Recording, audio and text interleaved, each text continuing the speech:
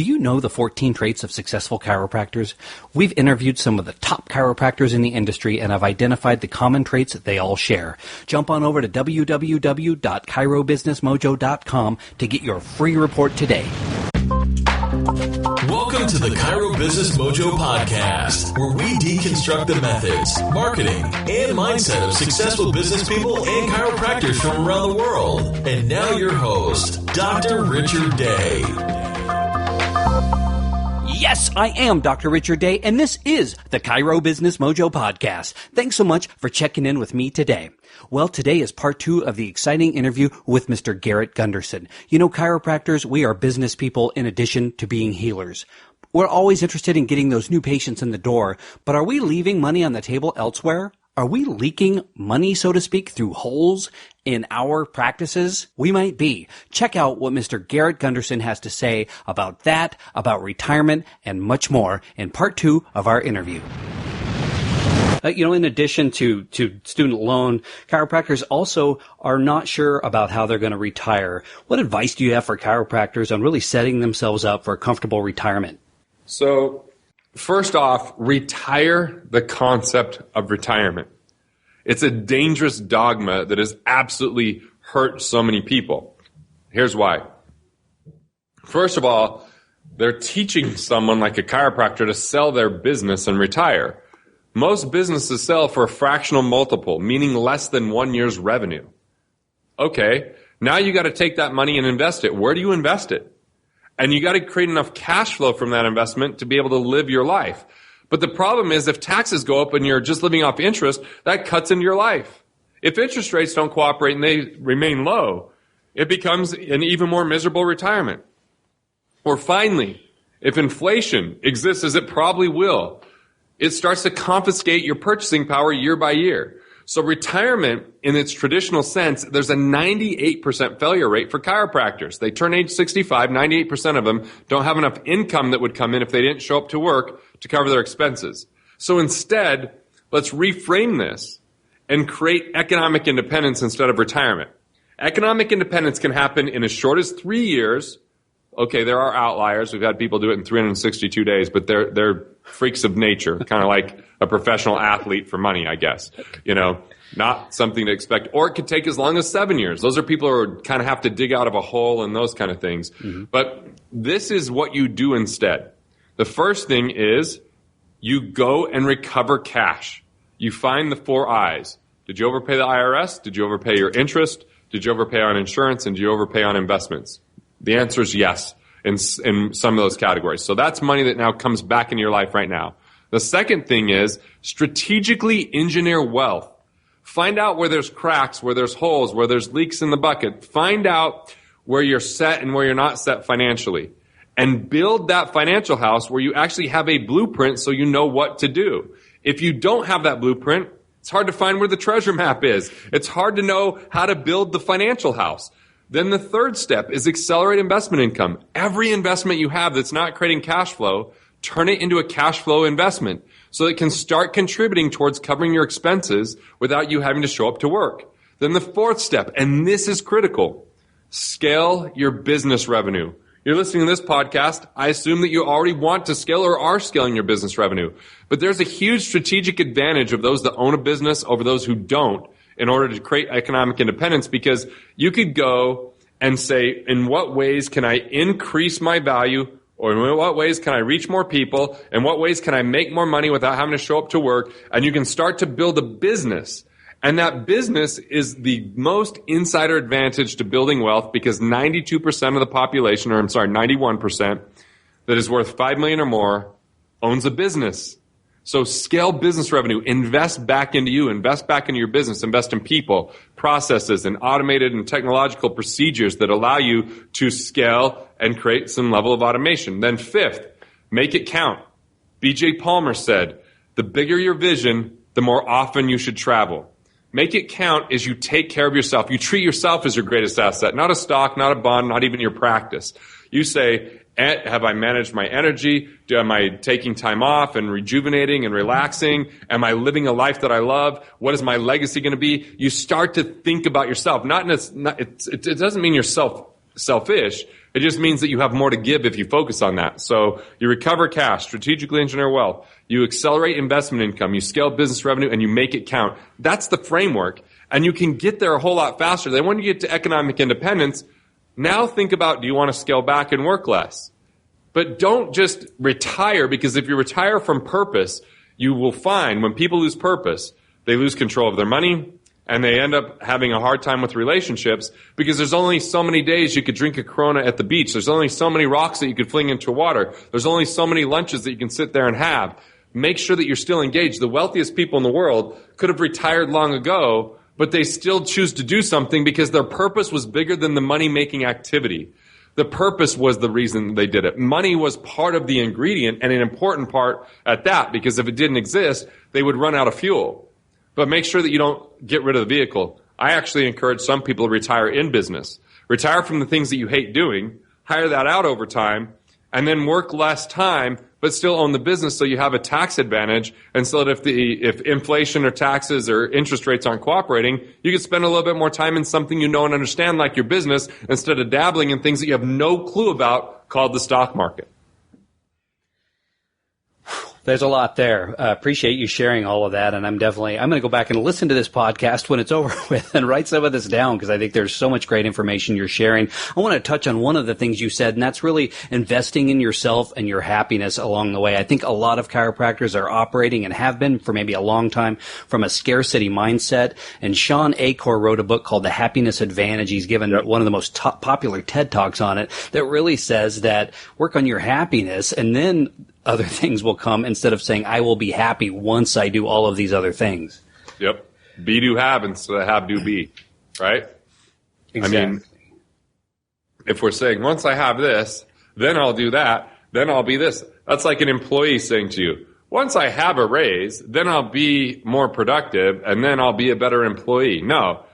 If they're an amazing employee, then they're going to have that raise, because of the things that they're doing. Right. Not the other way around. And so I do think that having certain rituals in life when we start our day that are important for happiness, whether it's, I love using the 5-minute journal because it helps me with gratitude. I love writing handwritten thank you cards. I love when I do my meditation and when I work out. I found after taking, I did some stem cell injections for one of my now client. It's funny how many of my doctors end up being clients, but it's like I took a week off of working out, but then I let the other things slip, like my gratitude journal and like writing thank you cards. And then all of a sudden I found that I started eating less healthy. And then I started my wife said I was grouchier, and my internal dialogue started to get more negative. So I think it's critical to do what Sean talks about. And I heard him speak last year. He's probably the fastest speaker in the world that I've ever heard. Like, I sometimes get really fast. Compared to him, I'm like on, 33. He's on 45, if we remember the old record players. But, yeah, so I totally agree with that sentiment. Well, let's get a little bit more into the big picture thinking. You've obviously been very successful in life, but we learn oftentimes more from our failures. Can you share with us one of your failures and the lessons you learned from that? So let me just pick one of the failures. I've had several. I only really consider them a failure if I would have given up. But my mistakes, my expensive tuitions. Well, the most expensive tuitions are usually when we go out and experience something. Mm-hmm. I remember, the day really clearly. It was June 9th of 2006, and I was getting up to do my morning ritual and about to work out, and my home phone rang. I still couldn't tell you what my home phone number is, so it's really weird to have a home phone ring at that time of day. I didn't even answer it, thinking it must have been a wrong number, but then it stopped and it started again. So I picked it up, and it was one of my business partners, Mike. He called me from Los Angeles saying, hey, our company plane left St. George last night, and we haven't heard anything from Ray and Les, our partners, or the pilot. I was like, okay. Kind of took a second to sink in, so I turned on the TV, and they had confirmed a plane had crashed into Utah Lake. And so I had my 2 business partners die, and so that Friday, instead of going and doing my radio show, I went straight to one of the widows' homes and did what I could to help out. It was a tough situation, and just figured let me contribute. But then somewhere in my head, I was like, you know what? I'm going to make sure that we keep all 42 employees. I'm going to be back on the radio Monday morning. We're going to show people, I'm going to continue my partner's legacy. And that might sound noble, that might sound great, but it was very erroneous thinking. It wasn't about my legacy. Now all of a sudden I'm talking about their legacy. So I was getting up at 5 a.m. I was going down to Utah County, which was about an hour away from my house. And over the next 4 months, I gained 22 pounds because I stopped working out. And because of the stress, I'll even admit, this was back in 2006. I probably haven't been there since then. But I was eating hot fudge sundaes from McDonald's, which is just, sad to admit, like almost every day on the way home, because I was just in a really bad place because I wasn't doing anything for myself. I was doing it in the name of for everyone else. And then I remember in November, like having my assistant walk out and go, "Hey, you're double booked for the next hour. What do you want to do?" And that's a pretty simple thing. I would look at normally who are the two people, make a call, see if one of them had a flexible schedule, and reschedule someone. If they both showed up, then have someone else on the team support me and maybe be a little bit more efficient with the meetings. I mean, there's so many easy solutions, but I was so taxed and tired. I'm like, I don't know. And I just sat down and I just remember feeling hot and bothered and fever and just like, this sucks. And it was about to be Thanksgiving. So I'm driving with my wife to Price, Utah, which is 2 hours southeast. We're driving in a Bentley, so it looks like we have all the wealth in the world. But about halfway through the drive, we're going through this cool Spanish Fork Canyon. Love this drive. I remember it even as a kid. Great drives with my family, my grandparents. It has some really pretty parts to it. But my wife and I are talking. We have some of our best conversations on these drives. And she's telling me I'm an extraordinary radio show host. That felt good. Telling me I'm an extraordinary speaker, an extraordinary business person. But then she looks back at my 1-year-old and looks back at me and she says, "But you're really just an ordinary husband and father." And so, that really hit me. And instead of getting defensive, which even though I felt it, I got more emotional, I realized she was right. And I had this belief that you just couldn't really have it all, that you just had to have sacrifice in life. But at this point, I was willing to sacrifice business in the name of, my family because what she said. So I just told the executive team in the Provo office, "Hey, I'm not coming back. I'm going to start officing in Salt Lake, but I'm going to take a month off, so I'm not going to be answering my phone." This was a 6-day transition, so I'm not going to be answering my phone. I'm not going to be answering my emails. I'm just going to focus on my family and take care of myself for a while. And you know what? I started getting a lot more energy. I started spending time with my wife and son. And when they would go to bed, I was still energized. So I actually wrote Killing Sacred Cows, my New York Times bestseller, that month, December of 2006, even though I had been working on it for 2 years and only got 72 pages in before because I was trying to fit it in. But now I realized you can have it all. You just have to define what all is, and that there was no such thing really as balance, but there is something called harmony. There is something called depth, and there's something about being present and in the moment. And I look back 10 years ago, 20 years ago, I couldn't go anywhere without thinking about business incessantly. Couldn't go to the gym and work out. Couldn't go to church. Couldn't do anything without having business consume every thought of my mind because I had violated the rule of taking care of myself as the greatest asset. I had violated the rule of having, depth in my life, and that wealth didn't just come from money and being so competitive in business. It really came from living a purpose that mattered. It came from having a good mindset. It came from having good physical health. And it also came from having a good social life. So I look at wealth as a 5-track dimension. I learned it from that experience: financial, spiritual, mental, physical, and social. And you know what? I'm never completely 100% perfect in those areas, but I call it in flow or dialed in when I'm playing at 90% at minimum in each one of those areas. And when I get out of whack that way, then I know who can I spend time with, who can I ask questions to, where can I create accountability, where can I create rhythms or systems. I take the same principles that made me successful in business and apply it to any other area of my life. Oh, thank you for sharing such a personal story. And you're exactly right. It's easy to forget that and get lost in the business world, but certainly people are irreplaceable in the relationships with them, family and friends as well.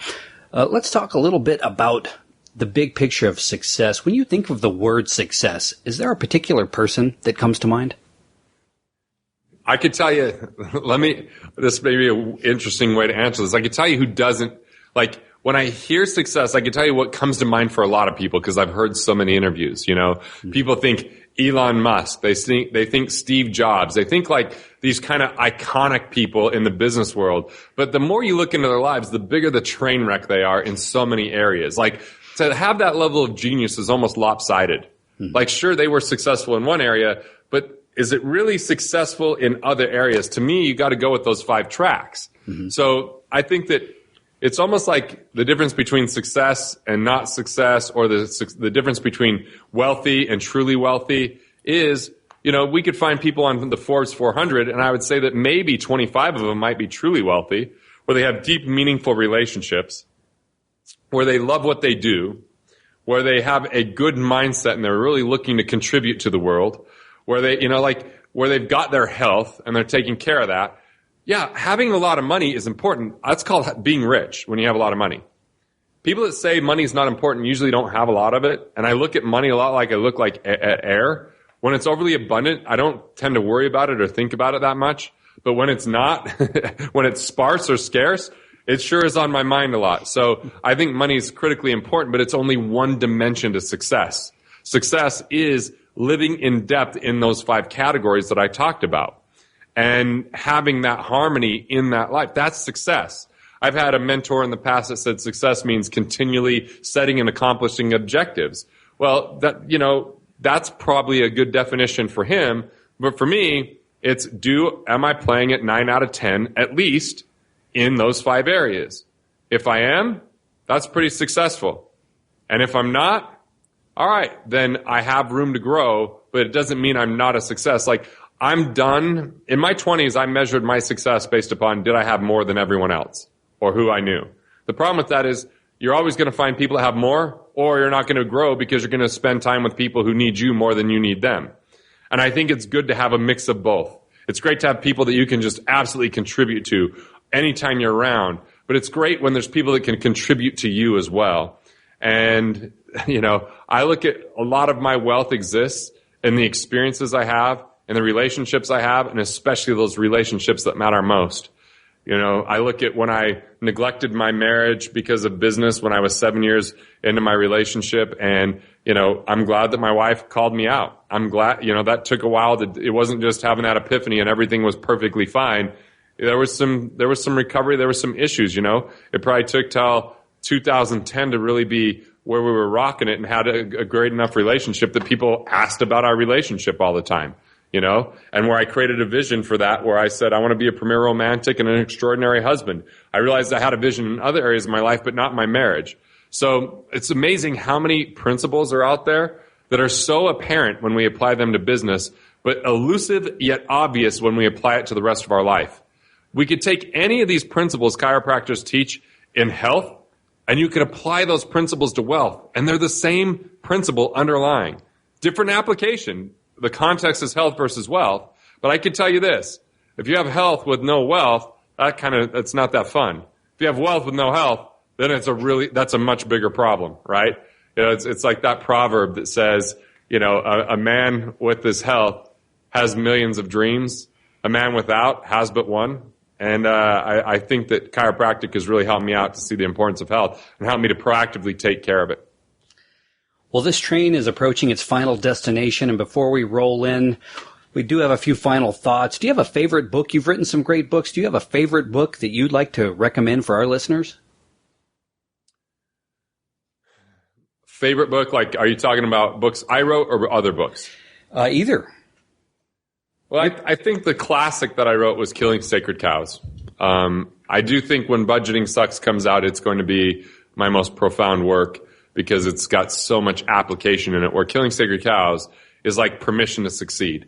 It's that verbiage and language to help people go, this is how I always thought, but now I have permission to think this way because everybody's been telling me I'm weird or I shouldn't be thinking this way. So Killing Sacred Cows is kind of like that manifesto to help people succeed in a lot of ways. I still feel like that's great. The problem is it's pretty much out of print. I think there's 3 new copies on Amazon. You have to buy it used. But that's okay. What Would the Rockefellers Do is my newest book. And you look at the Vanderbilt family that, basically 54 years after Cornelius died, even though he had more money than the U.S. Treasury, Vanderbilt died broke 54 years later. They didn't pass it on from generation to generation. Now you've got, the Rockefellers on their 6th generation. They donated $50 million to charity. And whether, you dig into their life and agree with, how they spend their money, the key is they're in the 6th generation of keeping it alive. So there's something to that. And there's a way that they earn interest and pay it to a family bank. There's philosophies and thought processes. And so I captured that in my new book, What Would the Rockefellers Do? If you go to Amazon, it's $1,000. So I recommend instead going to wealthfactory.com/Rockefellers, plural, Rockefellers, /book, and you can get it for free. wealthfactory.com/Rockefellers, /book. I think it's a fascinating read, even though it's a financial book, and it gets into a lot of the strategy of how you can start to apply this to create perpetual trust and to really take care of yourself from a risk management and building the right financial team, and a strategy called cash flow banking, which is something I've been using as kind of my never fail me strategy since 1998. That's been the most consistent thing in my financial life. Earlier in the interview, you mentioned a free gift for chiropractors. Where can they take advantage of that? Well, you can grab the book, but you also get this mega kit. We put it together recently for Robert Kiyosaki, and it's called our mega kit. So I just happen to know the site and everything, and it's a freebie. It's wealthfactory.com/megakit, MEGAKIT. What's in there are like cash flow guides, ways to improve your cash flow. There's investor scorecards, figuring out how to reduce your risk when you invest money, or how to start thinking about creating cash flow when you invest. I mean, there's 3 killer resources in there that they used to only be available. One of them in my $7,500 program back in 2007. Now it's available because we just keep growing and expanding and creating more value for the people because we practice everything I've been teaching here. So feel free to grab that. Benefit from that. Obviously, we get to know you that way. We do free webinars that don't sell anything. We do webinars that sell stuff. I mean, we obviously want to make the right people clients, but we look to do that through giving you value and helping you improve your financial life and becoming a partner that way. Well, we will link to all of this great content and information in our show notes at ChiroBusinessMojo.com. Mr. Garrett Gunderson, thank you so much for spending a little bit of your time with us here today. Hey, I appreciate you doing this and having me on, and really glad that Craig connected us, and hopefully, people will be able to at least take one thing within 24 hours, put it on the ground, and have that make a difference in their life. Whether they ever meet with me or my firm or ever get to know us, if you just take and implement something, and feel free to spread the word and teach other people. I'd like to see this get out there. I'd like to see 1 million people get to economic independence. Thanks for listening to the Chiro Business Mojo podcast at www.chirobusinessmojo.com.